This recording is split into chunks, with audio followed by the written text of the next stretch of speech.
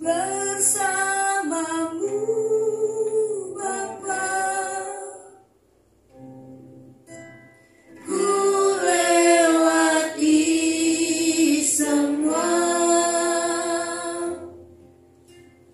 perkenananmu yang teguhkan hatiku. Engkau yang bertindak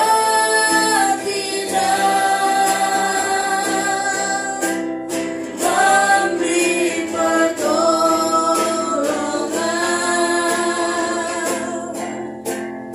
Anugerahmu besar melimpah bagiku.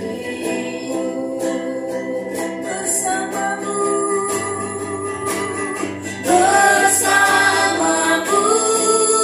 Bapa,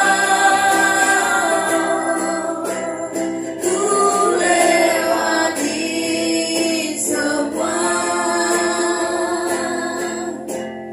perkenananmu yang teguhkan hatiku. Engkau yang bertindak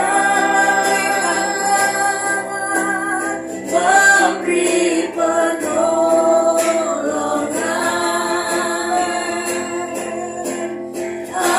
Anugerahmu besar melimpah bagiku.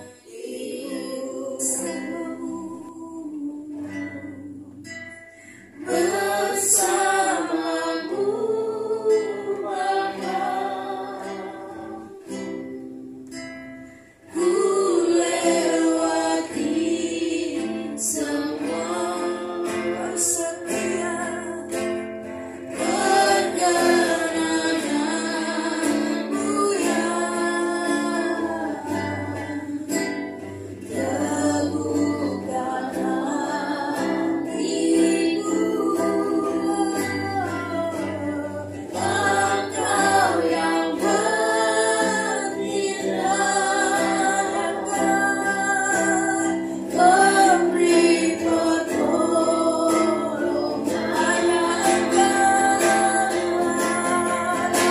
Anugerahmu besar melimpah bagiku.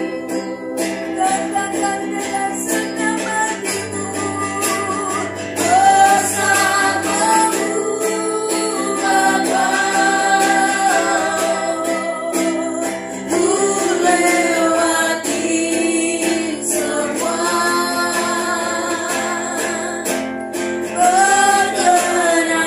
perkenananmu yang teguhkan hatiku. Engkau yang bertindak memberi pertolongan.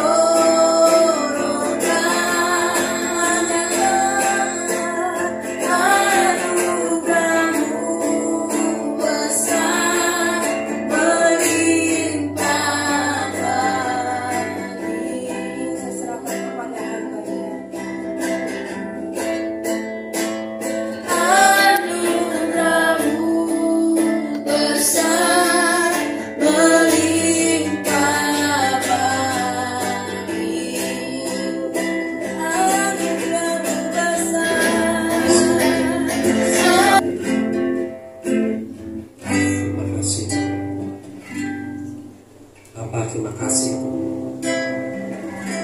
Apapun keadaan kami hari ini, Tuhan, segala apa yang terjadi dalam setiap kehidupan kami, anak-anak-Mu di tempat ini, dan ketika kami berhadapan dengan Engkau Tuhan, kami dapati Engkau berpihak pada kami, Tuhan. Kami dapati Engkau sangat merindukan kami Tuhan untuk senantiasa dekat dengan Engkau Tuhan. Dan saat ini Tuhan, kami mau Tuhan dekat dengan Engkau Tuhan. Kami mau Tuhan mengalami hari-hari kami bersama dengan Engkau Tuhan. Karena hari-hari kami bersama dengan Engkau Tuhan, tidak ada satupun Tuhan yang dapat menandinginya Tuhan. Engkau terlampau besar bagi kami Tuhan. Kasih-Mu terlampau besar bagi kami Tuhan. Ya sekarang, terima kasih Tuhan. Terima kasih Tuhan. Kalau saat ini Tuhan, kami mau melihat Engkau Tuhan di dalam hidup kami Tuhan. Kami mau mengenal Engkau lebih dalam lagi dalam kehidupan kami Tuhan. Karena pengenalan kami akan Engkau Tuhan akan merubah semua kehidupan kami. Kudus Engkau yang pimpin kami anak-anak-Mu di tempat ini. Untuk kami lebih lagi bersemangat. Untuk roh kami berkobar-kobar Tuhan. Ketika kami berjalan bersama dengan Engkau Tuhan. Terima kasih Tuhan. Ajar kami malam hari ini Tuhan. Untuk setiap perkataan-Mu, untuk setiap firman-Mu yang memberikan kami kemerdekaan, yang memberikan kami pemulihan, yang memberikan kami kekuatan Tuhan. Terima kasih Tuhan Yesus. Dan kita semua yang siap untuk kita belajar bersama-sama firman Tuhan berkata, Amin.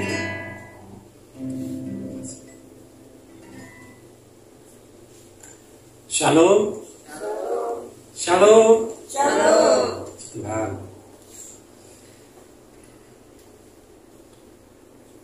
Terima kasih ya, untuk saudara-saudara yang sudah datang pada malam hari ini. Dan juga terima kasih atas pelayanan Mirna, Trinia, ya, Vicky, sungguh sangat memberkati kami. Siapa yang diberkati? Siapa yang diberkati dengan pujian ini? Ya, luar biasa. Saudara-saudaraku, ketika kita mendapatkan sesuatu dan itu diberikan pada hidup kita, kadang apa yang terpikirkan dalam hidup kita? Ketika kita lihat apa yang diberikan ya pada kita, pada seseorang dalam hidup kita. Kalau seseorang itu yang kita kasihi, kalau seseorang itu yang kita cintai, ya, kira-kira apapun yang diberikan kepada kita akan kita terima atau kita nilai. Ya. Kadang-kadang seperti ini. Ketika kita menerima sesuatu dari orang lain yang kita kasih, mungkin dari kekasih kita, mungkin dari orang tua kita, kita dikasih sesuatu nih. Kadang-kadang kita melihat nilainya, kok ini dok, ya. Kok seperti ini aja ternyata hasilmu pada. Kadang-kadang kita kadang kecewa. Atau mungkin ketika kita dapatkan sesuatu yang begitu besar, ya kadang-kadang kita wow, luar biasa. Kok bisa mendapatkan sesuatu yang berharga seperti ini. Nah kita hari ini, malam hari ini kita mau sedikit simulasi. Ketika kita menerima kasih Tuhan. Ya, saya akan bagikan kartu. Saya bagikan kartu itu judulnya Father's Love. Cinta kasih Bapa. Semuanya dapat ya, semuanya dibagikan. Saya ingin mensimulasikan ya, supaya kita ngerti sekali apa itu kasih Bapa. Kita mengenal kasih dari Allah kita seperti apa. Ya. Semuanya pegang kartu itu, amati. Ya. Nah, setelah kita lihat, kita baca mungkin, ya kan, dan kita rasakan, bayangkan seolah-olah memang saudara diberikan kasih itu, ya, berupa kartu. Tapi anggap itu kasih dari Bapa. Ya. Nah, siapa yang sudah mendapatkan kartu? Nah, catat ya. Amin. Ada yang mau lagi nggak? Boleh kok mau lagi kalau mau. Ya, oh, boleh lagi. Mungkin nanti bisa dibagikan ke teman-temannya atau saudaranya.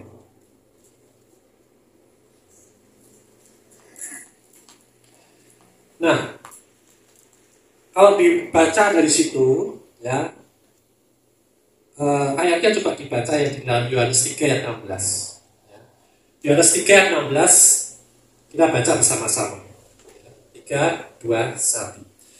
Karena begitu besar kasih Allah akan dunia ini, sehingga Dia telah mengaruniakan anaknya yang tunggal, supaya setiap orang yang percaya kepadanya tidak binasa, melainkan beroleh hidup yang kekal. Nah, pertanyaannya seperti ini. Seberapa besar kasihnya? Tidak terbandingkan. Ada lagi? Tidak? Tidak terbatas. Ada lagi? Boleh, kita simulasi ya. Di sini dikatakan karena begitu besar kasihnya. Ya, tidak bisa diukur. Amin? Ya, kasihnya ini tidak bisa diukur. Tapi bisa dirasakan enggak? Bisa. Ya. Nah, jadi kasihnya itu begitu besarnya pada kita. Ya. Sehingga kadang-kadang kita berpikir seperti ini. Ya, coba kita pikirkan sama-sama ya. Hari-hari selama inilah dalam kehidupan kita. Ya. Apakah saudara ya berhadapan ketika menerima kartu ini ya, ketika menerima kasih Bapa yang dikatakan begitu besarnya, ya, pertanyaannya seperti ini. Apakah saudara sudah layak menerima kasih yang begitu besar? Sudah layak? Ayo boleh jawab. Sudah layak nggak? Saudara ini dapatkan kasih yang begitu besar itu. Ketika menerima ini, lihat hari-hari kita selama ini, ya, yang teringat ya, mungkin kadang-kadang masa kecil kita nggak ingat, ya kan? Masa remaja kita mungkin, masa sekolah kita, masa kerja kita, bahkan masa sekarang, ya, layak nggak kita terima kasih yang begitu besar ini? Layak nggak? Layak. Ada lagi? Tidak berani jawab. Kalau engkau merasa tidak layak, ya, merasa tidak layak ya, boleh kok meletakkan kartu itu lagi. Letakkan aja. Wah, aku nggak layak. Tuhan, aku nggak layak. Kasihmu begitu besar. Biasanya ini orang-orang yang memang benar-benar merasakan begitu besarnya kasih Allah dalam hidupnya, tidak sebanding dengan hidupnya. Boleh letakin aja kartunya kalau memang merasa tidak layak terima itu. Ya. Nah, masih dipegang kartunya. Masih dipegang kartunya. Nah, artinya apa? Ketika kita mungkin merasa tidak layak atau layak sekali, ya, kita tetap membutuhkan kasih itu. Amin. Kita tidak ingin kehilangan kasih itu. Amin. Ya. Nah, dikatakan di sini karena begitu besar kasih Allah akan dunia ini sehingga telah mengaruniakan anaknya yang tunggal. Firman ini sering kali kita dengar. Amin. Kalau nggak pernah dengar firman ini, ya sekarang dengar. Mengaruniakan anaknya yang tunggal. Ya, bayangkan ini. Kalau kita ini, coba ya, kita sebagai orang tua mungkin, atau kita pribadi, ya, mengorbankan dirinya sendiri. Ya. Mudah apa susah? Mengorbankan dirinya sendiri ya, untuk membela seseorang. Mudah apa enggak? Enggak mudah. Tapi lebih sulit mana? Mengorbankan dirinya sendiri sama mengorbankan anaknya yang dikasihi. Lebih sulit lagi mengorbankan anaknya yang dikasihi. Nah, Bapak ini, ya, saya ketika merasakan firman ini hidup di dalam hidup saya, ya, saya sebagai orang tua punya anak, ya, mungkin saya lebih mudah ya, aku mengorbankan diri, gak beban. Tetapi ketika saya mungkin harus mengorbankan anak saya untuk menderita, itu luar biasa. Beberapa hari ini Anak saya telepon, dia merasa sakit sekali di Jogja. Ya, dia pernah sakit seperti apa ya? Seperti bentrok-bentrok itu kayak di serat serangga. Panas semua tubuhnya. Ya. Tiap hari telepon, tiap saat. Nggak tahan. Rasanya mas, rasanya saya sudah pengen ke sana, ke Jogja. Karena anak saya di Jogja. Tapi saya tetap tenangkan dia, tenang. Ya, dia nggak bisa tidur, apalagi saya juga nggak bisa tidur. Ya. Tapi puji Tuhan, karena kasih Tuhan, ya, dia mengalami kesembuhan dengan cepat. Amin. Ya. Nah, mengalami kan anaknya yang tunggal, jadi begitu besarnya kasih Allah ini, ya sehingga dia sampai bukan tega ya, tapi untuk apa? Untuk kita, untuk menebus kita. Supaya apa? Supaya kita tidak binasa, melainkan beroleh hidup yang kekal. Nah, besarnya seperti ini bisa Bapak Ibu bayangkan, saudara-saudara bayangkan. Nah, jadi kita perlu yang namanya pemahaman yang benar tentang kasih Allah. Karena apa? Pemahaman yang benar tentang kasih Allah ini akan merubah semua kehidupan kita, ya, secara drastis. Ya. Nah, kasih Tuhan akan merubah hidup seseorang secara drastis. Itulah ya poin yang dibuat oleh Rasul Paulus dalam Efesus 3 ayat 19. Coba kita baca Efesus 3 ayat 19.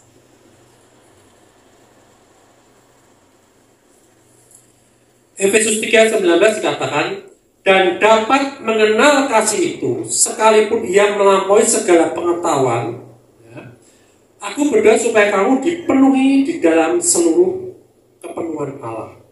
Ya.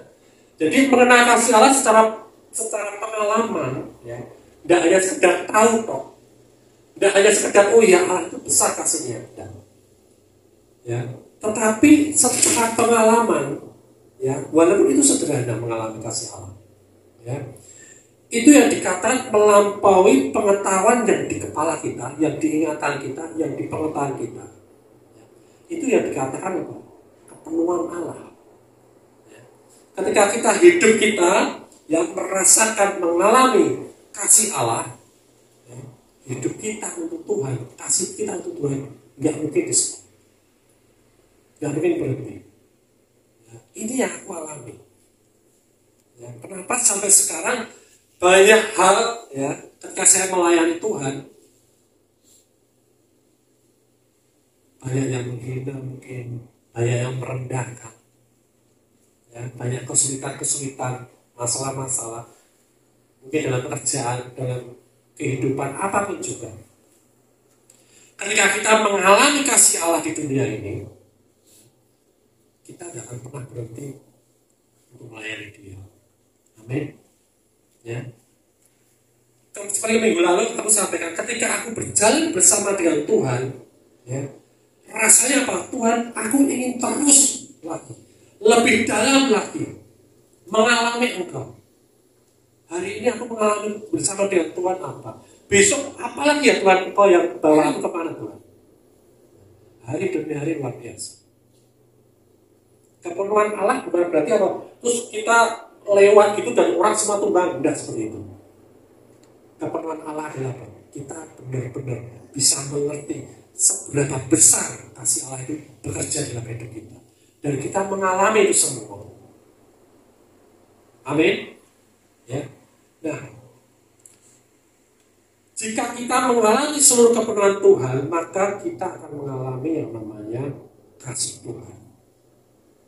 Ketika kita tahu begitu kasih Tuhan luar biasa besarnya, bahkan ada orang-orang yang apa ya bilang, oh hyper grace, kasih karunia yang hiper, yang melampaui batas. Oh batasnya aja kita nggak tahu, ya, nggak terbatas, amin. Ya. Jadi memang benar-benar lebih daripada hiper kasih Allah itu.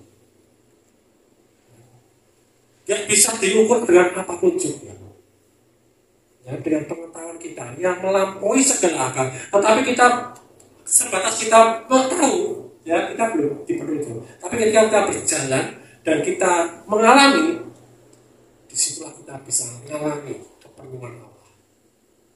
Ya. Nah, sering dalam kehidupan kita sehari-hari banyak sekali penghalang. Penghalangnya di mana? Ya, paham-paham, pengertian-pengertian. Ya. Nah, pengertian yang salah dengan atas misalkan tentang kedaulatan Tuhan. Ini sering salah diartikan. Ya. Nah, itu jadi masalah besar dalam kehidupan kita dalam kita mengalami kepenuhan Allah. Ya. Nah, sekarang bayangkan ya. Bayangkan kalau ketika Mbak Yuli mengalami sakit. Bayangkan ketika Indri mengalami dihina. Bayangkan kalau Hana mengalami penolakan, kepahitan. Bayangkan kalau kita ini semua mengalami mungkin rumah kebanjiran lah, masalah-masalah lah, ya, pekerjaan-pekerjaan yang gak beres. Terus kemudian ketika kita sadar, ya aku ternyata yang membuat masalah itu semua saya. Ya, bayangkan ya, ketika saya berbicara kepada ini, berbicara tentang kasih. Tapi ketika Bapak Ibu Saudara semua mengalami, tahu akhirnya ternyata sumber masalahnya itu semua adalah saya. Kira-kira apa yang terjadi dengan saya? Wah, mungkin aku udah ditopungi gitu. Mungkin udah ditolak, mungkin udah wah ternyata kamu tuh saya penyebab semua ini, benar nggak? Ya, aku masuk ke rumahnya sekalipun pasti akan ditolak, mungkin oke, anjing. Ya, nggak boleh masuk rumah, nggak boleh nolak. Karena aku bisa melakukan itu semua, nggak ada yang mustahil. Nah, Tuhan pun sering disalahkan seperti ini. Wah, aku mengalami sangat penyakit ini lagi diizinkan Tuhan. Wah, aku lagi mengalami masalah ini, aku ditolak, aku diejek, aku dihina. Wah, aku diizinkan Tuhan mengalami ini semua supaya aku belajar merendahan diri. Sering nggak dengar seperti itu? Ya, aku lagi misalkan aku kerjaan bangkrut, aku diajarkan Tuhan untuk aku bisa bekerja lebih keras lagi. Semuanya Tuhan, sumbernya Tuhan. Oh, lagi ada banjir di bencana alam nih. Oh, Tuhan mungkin lagi ajar kita, mendidik kita supaya kita lebih tabah lagi, atau lebih kuat lagi, atau lebih memandang Dia lagi. Sering nggak kita mendengar itu semua? Jadi semua dikatakan seizin Tuhan, kehendak Tuhan, kedaulatan Tuhan dia bilang. Sedangkan Tuhan, orang yang aku kasih. Ya. Dia dijadikan sumber masalah. Kira-kira, kalau saudara semua tahu sumber itu semua yang jelek jahat itu, sumbernya dari Tuhan, bisa nggak membalas kasih Tuhan? Nggak bisa. Nah, ini yang sering disalahpahami. Kedaulatan Tuhan sering disalahpahami. Jadi dipikirnya karena Tuhan berdaulat, berkuasa, Tuhan kan bisa menghentikan ini semua. Tuhan bisa membuat aku gak sakit. Ya kan? Kok Tuhan diam aja? Seolah seperti itu. Nah, dunia ini memang sudah milik si jahat. Sakit, penyakit, bencana alam semuanya adalah akibat dosa. Oleh karena itu keberuntungan kita anak-anak Tuhan yang dikasihi Tuhan dan kasihnya tidak terbatas, kita sudah diberikan apa? Kuasa, otoritas untuk menghadapi itu semua. Amin. Ya, jadi jangan salah paham dengan Tuhan. Jadi ini bukan kenyataan Tuhan tentang Tuhan yang sebenarnya, kasih Tuhan yang sebenarnya, bukan kamu nggak bayar populasi jadi kamu rugi, kamu, ya kan? Kamu nggak menolong orang, kamu tak bikin sakit lah. Benar ya kita seperti itu. Amin. Ya. Nah, kita perlu yang namanya pengertian, pengetahuan tentang kasih Tuhan yang benar. Kasih Tuhan itu bersyarat nggak sih? Bersyarat nggak? Nah nih, ya, kasih Tuhan bersyarat nggak? Kalau kamu malas, kamu nggak diberkati. Ya. Kalau kamu nggak kudus, kamu tak lempar ke neraka. Kalau kamu mungkin tadi nggak baca Alkitab, ya, aku nggak kasih kamu nggak kasih sakit penyakit supaya kamu lebih tekun baca Alkitab di rumah sakit. Ya, ya. Seperti itu kadang-kadang. Saudara-saudara, kasih Tuhan itu tidak bersyarat. Ya. Kenapa nggak bersyarat? Ya. Kasih Tuhan itu tidak tergantung dari kinerja kita, kelayakan kita.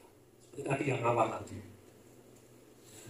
Yang nggak layak, lepaskan kasih. Semuanya masih pegang semua. Nah, kasih Tuhan ini memang konsep yang radikal ya, yang radikal. Karena kasih Tuhan itu memang radikal. Kalau nggak radikal, nggak mungkin dia persembahkan anaknya untuk kita. Ya.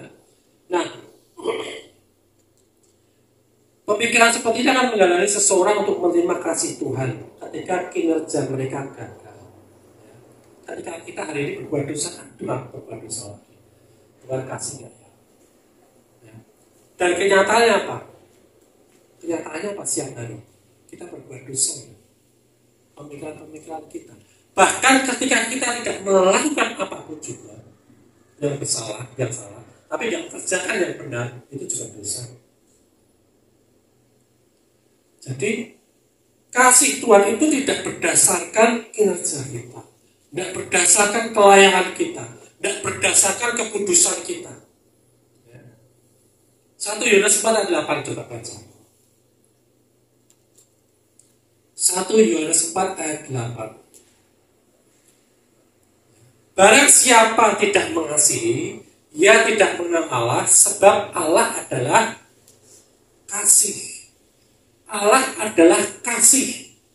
Jadi kalau ketika Allah berbuat tidak kasih, dia berhenti jadi Allah. Amin. Ya enggak? Dia nggak bisa tidak mengasihi karena Allah itu kasih. Kasih itu Allah. Dia nggak bisa nggak kasih. Dia tidak bergantung kita cantik, kita ganteng, kita kaya, kita miskin, ya. Kalau ingat perumpamaan si bungsu yang kemarin saya ceritakan, bapaknya ketika menjumpai si bungsu ini kira-kira ya, baunya si bungsu itu enak apa enggak? Ya, apa kira-kira mesti? Ya. Karena cerita terakhirnya, ya, dia makan makanan babi, ya, dia hidup bersama-sama dengan babi. Bayangkan, tapi apa yang terjadi? Bapaknya menerima dia apa adanya. Dia rangkul. Di saat dia kotor, di saat dia sangat tidak layak, di saat dia melakukan dosa bagi bapaknya, ya. Nah, Bapak kita tidak memiliki. Dan dikatakan firman Tuhan apa? Kalau Bapak di dunia aja begitu kasihnya pada kita, apalagi Bapakmu di surga. Ya, cerita itu menggambarkan bagaimana seorang Bapak di dunia. Bayangkan, Bapak di dunia aja seperti itu, apalagi Bapak kita di surga. Ya, mungkin kita udah jadi gembel, level-level, jadi apa yang enggak utuhlah istilahnya dan dihina oleh dunia. Tapi ketika kita berjumpa dengan kasih Tuhan, yang terjadi apa? Kita diterima, kita dipulihkan, jati diri kita dirubahkan, ya, diganti jati diri yang baru. Amin. Ya. Nah, ada hambatan lain dalam mengalami kasih Tuhan. Kadang-kadang pertanyaan seperti ini. Terus caranya gimana ya? Tuhan yang kudus itu. Kadang-kadang kita tanya ya, Tuhan ini kan kudus sekali, ya, suci. Ya. Nah, bagaimana yang kudus ini bisa mencintai orang yang tidak kudus? Kalau nggak ada Tuhan, nggak ada Yesus, ya, gimana caranya?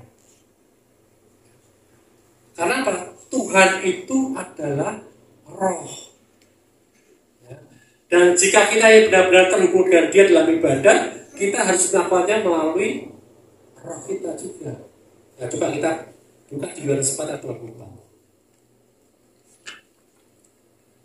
Jadi ada apa ya? Ada gap antara kita sebenarnya dengan Tuhan. Tuhan itu kudus, kita ini dosa. Ya. Bagaimana Tuhan itu bisa mencintai kita, bisa terhubung dengan kita? Ya. Yohanes 4 ayat 24. Allah itu roh dan barang siapa menyembah Dia harus menyembahnya dalam roh dan kebenaran. Siapa yang saat ini sudah menyembah Allah dalam roh dan kebenaran? Caranya gimana sih menyembah Allah dalam roh dan kebenaran?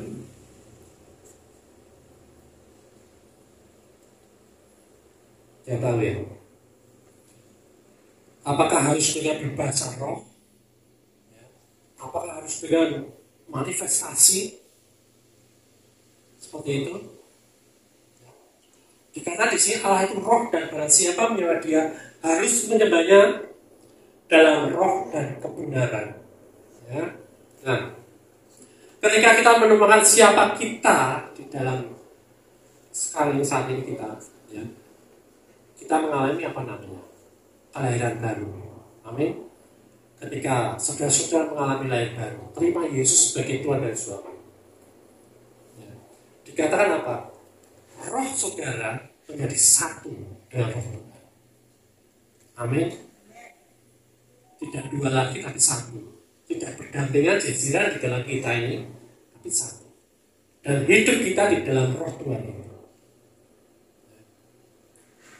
Dan roh kita itu dikatakan firman Tuhan apa? Tidak bisa berbuat dosa lagi. Karena Dia adalah sempurna, sama seperti Kristus. Tidak roh kita lagi masih kecil, masih bayi, enggak. Karena Pak Kristus menyatu dengan hidup kita, dengan roh kita. Sehingga dikatakan apa? Kita benar dan kudus. Bukan karena hasil kinerja kita, tetapi oleh karena apa? Hasil kerja Tuhan Yesus.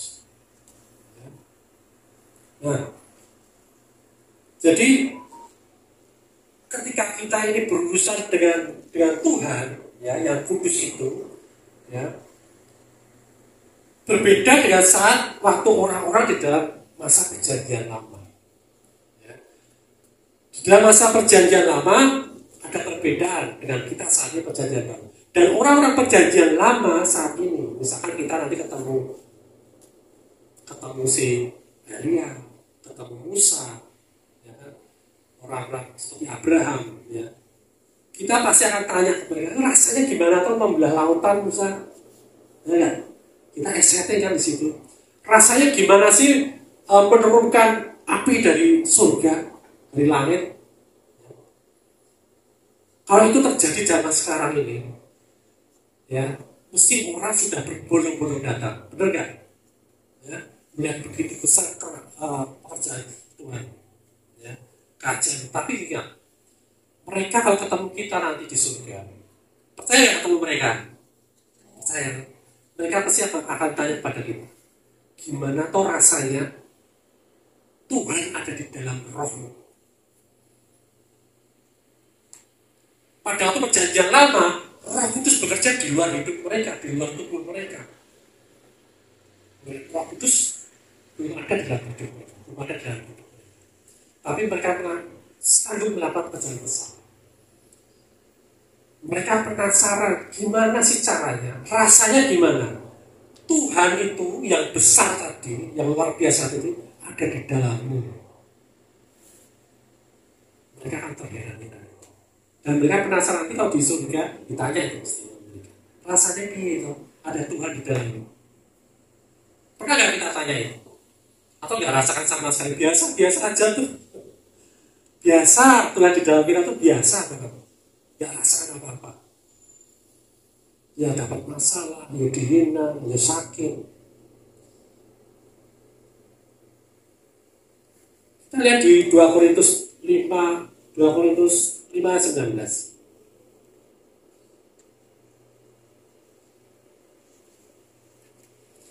2 Korintus 5 ayat 19 menyatakan sebab Allah mendamaikan dunia dengan dirinya oleh Kristus. Dengan tidak memperhitungkan pelanggaran mereka, Ia telah mempercayakan berita pendamaian itu kepada kami. Ya. Di bawah perjanjian baru ini Allah tidak memperhitungkan dosa kita. Ya. Jadi itu kebalikan dari yang terjadi pada waktu perjanjian lama. Nah, ketika mereka melihat perjanjian kita dengan iman dan bernubuat dengan keunggulan perjanjian baru yang akan dibuat Allah dengan umat manusia, ya, mereka akan terheran-heran. 1 Petrus 10 ayat 12 mengatakan seperti ini. Ya, coba dibaca 1 Petrus 10 ayat 12.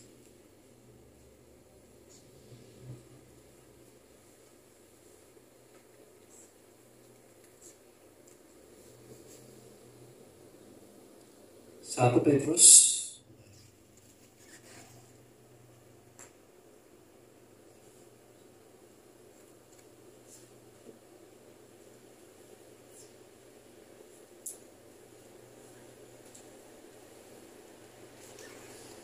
1 Petrus 1 ayat 10 sampai 12.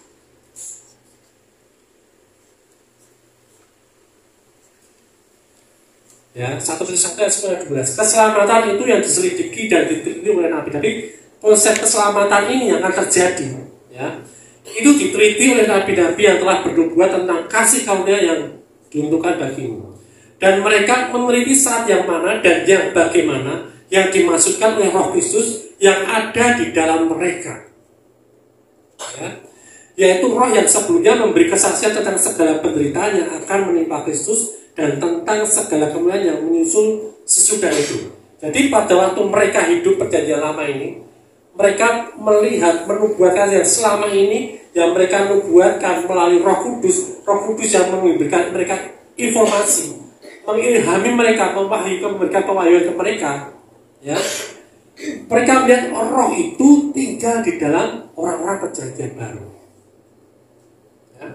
Kepada mereka telah dinyatakan bahwa mereka bukan melayani diri mereka sendiri, tetapi melayani kamu dengan segala sesuatu yang telah diberikan sekarang kepada kamu dengan perantaraan mereka yang oleh Roh Kudus yang diutus dari surga menyampaikan berita Injil pada kamu, yaitu hal-hal yang ingin diketahui oleh malaikat-malaikat. Malaikat-malaikat pun ingin tahu.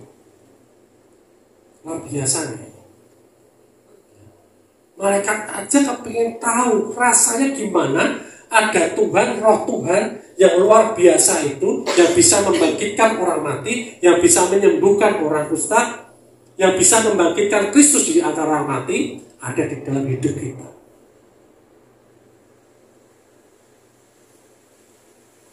Kira-kira kayak gitu tuh biasa aja atau luar biasa Bapak Ibu Saudara?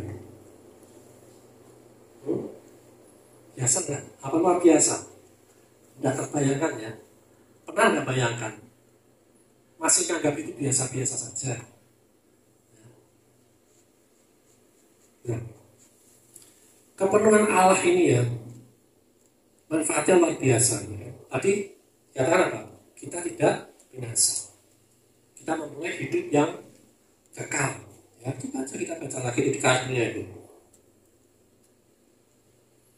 Yang ayat yang bawah, ayat 17.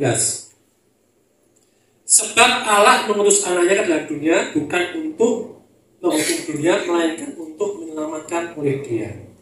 Jadi dia nggak menghukum kita. Salah nggak kita? Salah. Dosa nggak? Dosa. Tapi dia datang bukan untuk menghukum. Dia datang untuk memberikan kasihnya pada kita, supaya kita memperoleh keselamatan itu. Jadi jangan takut lagi dihukum. Amin. Ya. Kalau engkau berbuat dosa, kesalahan dosa yang salah, datang aja ke hadirat ke tahta kasih karunia Allah. Ya. Datang ke situ. Ya. Bapak tidak salah Bapak. Bimbing aku lebih lagi. Aku mau terus masuk mengalami itu. Ya. Kalau dulu bisa berpikir, dan sekarang Bapak itu luar biasa. Murkanya sudah ditimpakan pada anaknya, pada Yesus. Bukan berarti terus kita seenaknya sendiri, enggak. Ya. Kalau kita masih berkutat dengan dosa kita, kesalahan kita, percaya deh, kita tidak akan bisa move on. Kalau kita merasa kita tidak layak, mau bergerak melayani Tuhan aja, mau bergerak berbuat baik, rasa-rasa, ya, mesti nanti salah lagi. Tetapi kalau kita tahu kita dikasihi, ya, apapun perbuatan kita, Tuhan tetap mengasihi kita. Ya, kita enak jalannya, kita merdeka dalam membalas kasih Tuhan.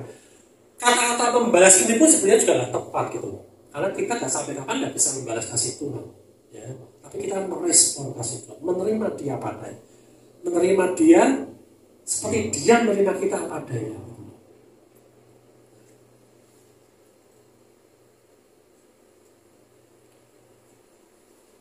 Jadi kalau engkau sudah tidak diyakini lagi, engkau sudah layak, mari kita berbuat sesuatu. Supaya apa? Supaya kita, perbuatan kita, hidup kita ini sesuai dengan jati diri kita yang baru. Sesuai dengan kelayakan kita, kebenaran diri kita.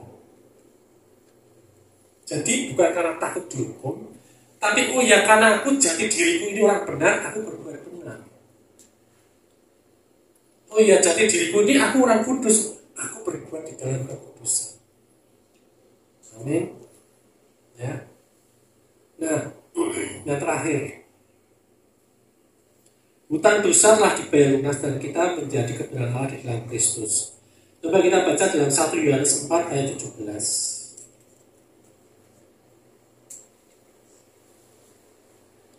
1 Yohanes 4 ayat 17. Dalam hal inilah kasih Allah sempurna di dalam kita, yaitu kalau kita mempunyai keberanian percaya pada hari penghakiman. Karena sama seperti Dia, kita juga ada di dalam dunia ini. Ya. Jadi hutang dosa kita ini telah dibayar lunas. Gratis. Ya. Gratis, kenapa gratis? Karena kita tidak bisa bayar apapun. Amin. Tidak bisa. Kita bayar dengan kelayakan kita, kinerja kita tidak bisa. Nah, bukan hanya itu, tetapi kita telah menjadi kebenaran Allah di dalam Kristus. Ya.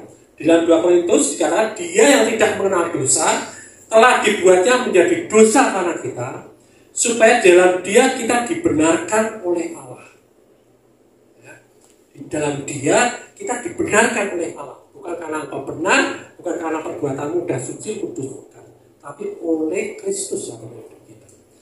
Jadi terjadi pertukaran di sini, ya. Allah yang kudus, ya. Allah yang kudus bikin dosa, kita yang dosa ditukar sama Dia supaya kita juga dibenarkan Allah. Ya. Nah,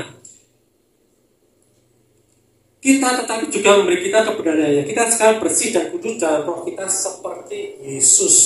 Ya. Buktinya apa? Dalam hal ini kasih Allah sempurna. Dia tidak menghakimi kita lagi. Kalau Dia tidak menghakimi kita lagi, ketika kita nanti besok datang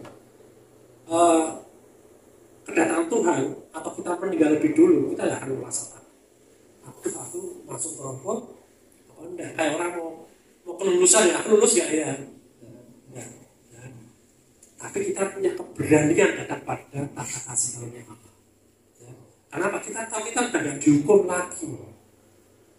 Ya. Sudah mana? Dihukum apa enggak dihukum? Enggak dihukum. Merdeka loh.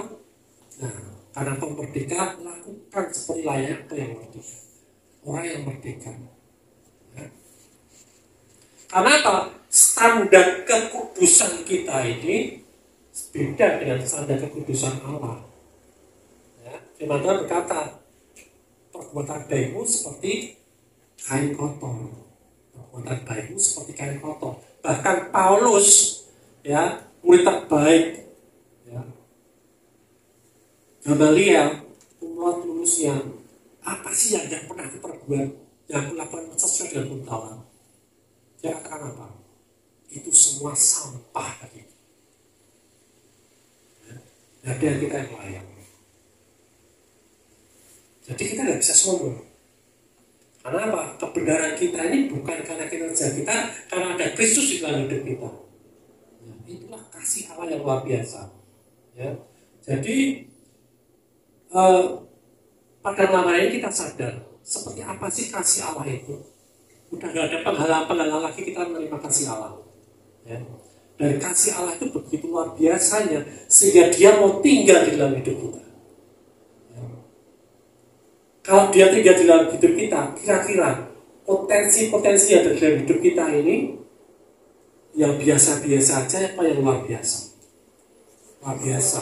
Ketika kita melayani dia, kita melayani dengan luar biasa. Ketika kita melayani orang, kita melayani dia dengan luar biasa. Ketika kita mengampuni seseorang, benar-benar kita mengampuni dengan luar biasa. Dan celah lagi dalam hidup kita. Ketika kita bekerja, apapun juga kita mengerjakan dengan luar biasa. Potensinya terlalu besar, ya, tidak cukup. Nah, caranya gimana memanifestasikan apa yang di dalam hidup kita ini? Yaitu apa? Kita hidup, orang percaya hidup karena iman, karena percaya. Ya. Iman percaya timbul dari pendengaran firman Kristus. Firman Kristus inilah nanti yang akan kita akhirnya tahu potensi di dalam diriku itu seperti apa. Aku di dalam roh itu seperti apa. Itu yang harus keluar muncul dari hidup kita. Kadang-kadang kita tidak sadari, karena itu seperti buah yang muncul dengan tiba-tiba aja. Orang-orang bisa merasakan apa yang di dalam hidup kita. Asal kita tidak batasi dalam pengetahuan kita tadi. Ya. Kalau pengetahuan kita tentang kasih Allah masih setengah, apalagi sampai menuduh Allah ini semua karena Allah yang mengizinkan, susah. Ya. Kalau itu tahu itu dari Tuhan, sakit penyakit dari Tuhan, diizinkan Tuhan, ya jangan ditengking, itu dari Tuhan. Ya kan? Jangan didoain sembuh, jangan tolong Tuhan, dulu diizinkan Tuhan. Nah, mulai sekarang kita sadar, semua itu bukan dari Tuhan. Tuhan tidak pernah merancangkan kejelekan. Tuhan tidak pernah merancangkan kejahatan. Dari Dia hanya hal-hal yang baik saja. Amin. Ya. Buah-buah roh itu semuanya tidak ada yang jelek. Nah, itu yang akan kita hasilkan ketika kita percaya pada Dia. Itu akan kita hasilkan, dan buah-buah roh itu keluar dengan sendirinya, ya. Kita sengaja, biar kita buat-buat. Kita akan melakukan itu dengan sengaja. Ya. Ketika kita sadari, oh iya, aku seperti itu. Seperti kalau kita pulang, ya, ke rumah kita, tahu rumah kita di sana misalnya, ya, rumah kita nyebrang rel misalkan, ya kan, dan usah dikasih tahu lagi, otomatis, ya kan, kita tahu jalan pulang kita. Ya, itu identitas diri kita. Oh iya, aku ini orang yang seperti apa sih? Kristus yang ada di dalam hidupku ini, kita baca di firman Tuhan, potensinya seperti apa? Itu yang akan terjadi dalam hidup kita. Amin. Jadi pertama kita harus tahu jati diri kita dulu. Kalau kita nggak pernah tahu jati diri kita, nggak pernah tahu Tuhan seperti apa, kasih Tuhan seperti apa, dan Tuhan yang punya kasih seperti itu ada dalam hidup kita nggak akan bisa. Ya. Nah, setelah kita tahu jati diri kita tahu potensi-potensi kita. Semua yang ada dalam kita ini terbatas, tetapi di dalam hidup kita, karena ada Kristus, itu menjadi tidak terbatas. Nah, setelah kita tahu potensi kita, apakah kita diam aja dan itu terjadi dengan sendirinya? Tidak. Kita harus lakukan. Cara melakukannya seperti apa? Harus punya roh yang unggul. Roh unggul itu seperti apa? Roh yang unggul itu ketika engkau mengalami seperti Yusuf dihina, dijual, disiksa, dia tetap move on. Dia tetap melakukan terus perjalanan tujuan hidupnya, panggilan hidupnya. Ya. Roh yang unggul itu seperti Sadar, Mesak, dan Abednego. Ketika tidak ada satupun kemungkinan mereka ditolong, tapi mereka tetap percaya. Kalau kita haus dan lapar, seperti yang Anda bilang, ya, kita akan dapatkan lebih banyak lagi. Dan ketika kita lebih banyak lagi mengetahui Tuhan itu seperti apa, potensi hidup kita, apa yang kita alami akan semakin hari semakin meningkat. Tidak terasa masalah kita selesai, tidak terasa penyakit kita selesai, tidak terasa kepahitan kita selesai. Semua terselesaikan dengan sendirinya. Amin. Amin. Haleluya. Mari kita berdoa.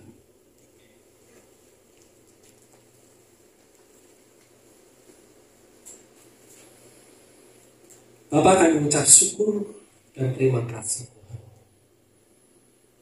Firman-Mu berkata, begitu besar kasih-Mu pada dunia ini, betapa besar kasih-Mu pada kami anak-anak-Mu. Dan kami tidak pernah bayangkan begitu besarnya. Dan bagian kami bukan membayangkan dan membatasi kasih-Mu Tuhan, tapi bagian kami adalah mengalami kasih-Mu itu Tuhan. Bagian kami, hidup kami dipenuhi oleh kasih-Mu Tuhan, supaya kami hidup di dalam potensi-potensi ilahi bersama dengan Engkau Tuhan. Supaya hidup kami mengalami terobosan demi terobosan, supaya hidup kami mengalami kemuliaan demi kemuliaan Tuhan di dalam hidup kami Tuhan. Terima kasih Tuhan atas firman-Mu pada sore siang malam hari ini Tuhan. Dan kami tahu kami mau lebih dalam lagi Tuhan. Terima kasih Tuhan. Kami ucap syukur Tuhan untuk pertemuan nanti selanjutnya Tuhan, kami akan mengenal Engkau lebih dekat lagi Tuhan. Dan mari kita semua yang diberkati berdiri dan kita terima berkat daripada Tuhan.